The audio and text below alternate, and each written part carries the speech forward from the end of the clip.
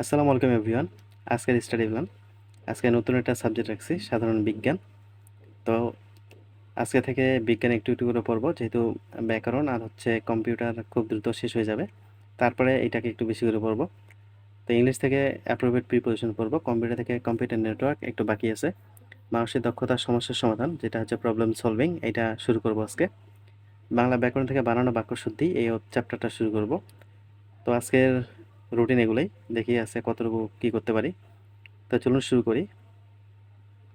প্রথমে অ্যাপ্রোপ্রিয়েট প্রিপোজিশনটা বলি, কারণ প্রথম যখন শুরু করি পড়াশোনা তখন মাথাটা অনেকটাই ফ্রেশ থাকে। এটার জন্য অ্যাপ্রোপ্রিয়েট প্রিপোজিশন দিয়ে শুরু করবো আজকে পড়াশোনা। ইংলিশ থেকে অ্যাপ্রোপ্রিয়েট প্রিপোজিশনটা শুরু করছিলাম, তো আজকে পড়ছি শুধু সি এবং ডি। সি এবং ডিতে যে প্রিপোজিশনগুলো আছে এগুলো একটু মোটামুটি ভালোই কঠিন আছে, তো এগুলো মনে থাকতেছে না, বেশি করে পড়তে চাইছিলাম, যেটা সম্ভব হচ্ছে না। তো সি এবং ডি পড়লাম, আর এখানে যেই প্রিভিয়াস কোশ্চেনগুলো আছে, প্রিভিয়াসও কোশ্চেন অনেকগুলো করে আছে, তো মোটামুটি 223 পর্যন্ত পড়া হলো এখন পর্যন্ত। তারপরে কালকে থেকে শুরু করব, থেকে 2টা বা 3টা পড়ব। আজকে থেকে বিজ্ঞান একটু একটু করে পড়া শুরু করলাম। সার্কুলার আসতে যেহেতু আর বেশি দিন বাকি নেই, তো এই সময়ের মধ্যে বিজ্ঞানটাও শেষ করে নিব। বিজ্ঞানে অনেক পড়াশোনা আছে, এখানে 30 থেকে 35টার মতো টপিক সিলেক্ট করছি, জাস্ট এইগুলোই শুধু পড়ব। বিজ্ঞান থেকে যেহেতু প্রশ্ন ইদানিংকালে খুব একটা কমন পড়তেছে না, তার জন্য সায়েন্স ককটেল বই থেকে পড়া, এখানে পড়াগুলো একটু বিস্তারিত দেওয়া আছে, জর্জের বইয়ের তুলনায় বেশি বিস্তারিত। তো জাস্ট ওই কয়েকটা টপিকই পড়া শুরু করব আর কি। আজকে শুরু করলাম এই বই থেকে পড়াশোনা।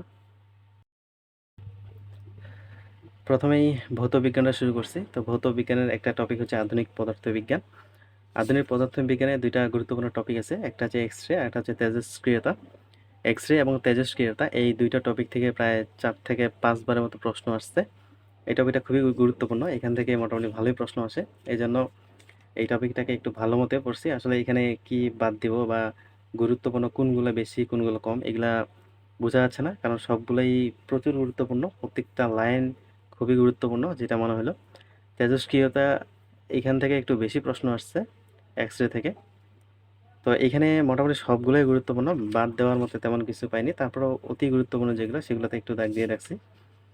তারপরে এখান থেকে বললাম হচ্ছে প্রিভিয়াস প্রশ্ন প্রায় 39টার মতো আছে, জাস্ট এইটুকুই পড়লাম আজকে। বিজ্ঞান যেহেতু বেশি করে পড়তেছি না, অল্প করেই পড়বো, প্রায় এই পড়াটাই পড়তে প্রায় 1 ঘন্টা 20 মিনিটের মতো সময় লাগছে, যেহেতু বিজ্ঞানের ভাষাগুলো একটু কঠিন।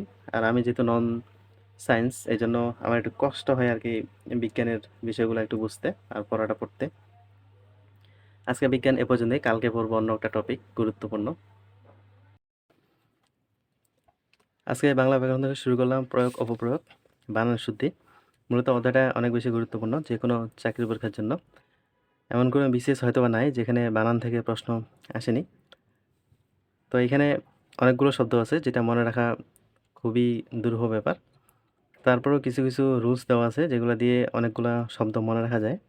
তো আজকে আমি এখানে অর্ধেকের কম পড়ছি, আরেকদিন সময় লাগবে এই অধ্যায়টা শেষ করতে, যেহেতু বানানগুলো একটু মনে থাকতেছে না, লিখে লিখে পড়া লাগতেছে, এই জন্য আজকে অর্ধেকের কম পড়ছি, বাকি যেটুকু আছে ওটা কালকে পড়বো।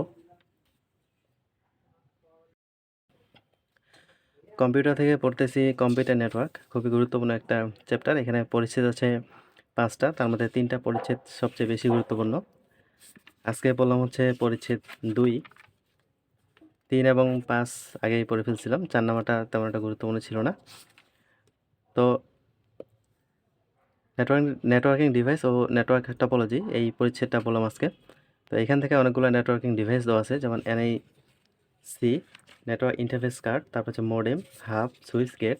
এগুলোর মধ্যে গুরুত্বপূর্ণ হচ্ছে মডেম, তারপরে হাব আর হচ্ছে গেটওয়ে, এই 3টা বেশি গুরুত্বপূর্ণ, আর বাকিগুলো মোটামুটি গুরুত্বপূর্ণ আছে, এই জন্য দাগায় দাগিয়ে পড়ছি যে এই গুরুত্বপূর্ণ বিষয়গুলো একটু নোট করে রাখছি। তারপরে এখানে একটা ছক দেওয়া আছে, সবগুলার সারসংক্ষেপ। তারপরে বললাম হচ্ছে নেটওয়ার্ক টপোলজি। তো এখান থেকে মোটামুটি ভালোই প্রশ্ন আসে, রিটেন বা প্রিলি, যে কোনো জায়গার জন্য এটা গুরুত্বপূর্ণ। এখানে স্টার টপোলজি থেকে একটা প্রশ্ন আসছিল, তারপরে ring topology, mesh topology, bus topology মোটামুটি সবাই গুরুত্বপূর্ণ। কখন কোনটা থেকে প্রশ্ন আসবে সেটা বলা যাবে না। কারণ স্টার টপোলজি থেকে প্রশ্ন আসছে, তারপরে রিং বা বাস বা মেশ টপোলজি থেকেও আসতে পারে। এখানে প্রত্যেকটা টপোলজির ভিন্ন ভিন্ন কাজ আছে। ভিন্ন ভিন্ন এই ডিফারেন্সগুলো মনে রাখতে পারলেই মোটামুটি নেটওয়ার্ক টপোলজি থেকে অ্যান্সার করা যাবে। তারপরে কিছু প্রিভিয়াস প্রশ্ন ছিল, প্রশ্নগুলা পড়ে নিলাম। তো আজকে চ্যাপ্টার 3 শেষ হলো, এরপরে নতুন একটা চ্যাপ্টার শুরু করব। এটা ছিল আজকের দিনের স্টাডি রুটিন। তো এখান থেকে মোটামুটি মানসিক দক্ষতা আমাদের সবই পড়া হয়েছে। তো এখানে সবচেয়ে বেশি সময়টা লাগতেছে এখন অ্যাপ্রোপ্রিয়েট প্রিপোজিশন আর হচ্ছে কম্পিউটার।